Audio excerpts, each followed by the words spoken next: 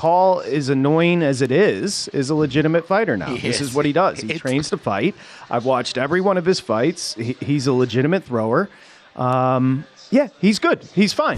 This is Sharp Money with Patrick Maher on VSiN, the sports betting network. Let's start with the Jake Paul-Mike Tyson fight. So this fight is coming up July 20th. There were questions about how it was going to be sanctioned, or was it going to be sanctioned? There were questions about would they be wearing headgear, what ounce the gloves would be. What's the story here with the fight? Yeah, so it looks like it's going to be an 8-round fight. It will be at heavyweight. Not really a big surprise with Tyson. I guess Jake Paul is supposed to – he said he's going to get up to about 230, 240, and then maybe come back down a little bit before the fight is allegedly his plan. But 8 2-minute rounds here for this one. So we're not going the full 3. We're going 2-minute rounds. 14-ounce gloves here. The standard is 10 ounces.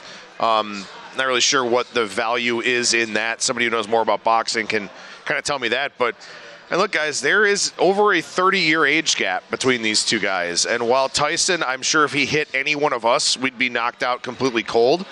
Jake Paul, at least to his credit, I mean, yeah, he's fought, largely MMA guys and stuff like that, but he's fought people that actually know how to fight, and he's actually training as a boxer now, taking this pretty seriously. So, I don't know, boys. I mean, Jake Paul's a pretty big favorite in this fight, and I mean, look, he's got a 30-year age gap on Tyson, who also has had some back problems, post-boxing career.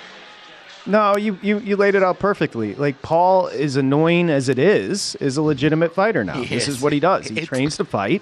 I've watched every one of his fights. He's a legitimate thrower. Yeah, he's good. He's fine.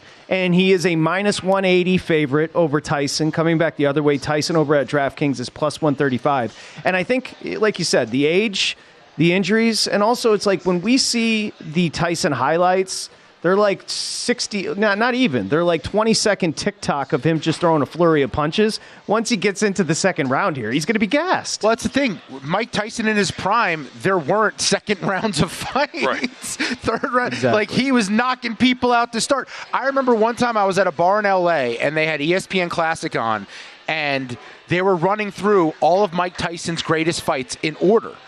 I'm not kidding. We were sitting there for 30 minutes. We were like 8 fights deep at that point with commercials because he was making such quick work of people.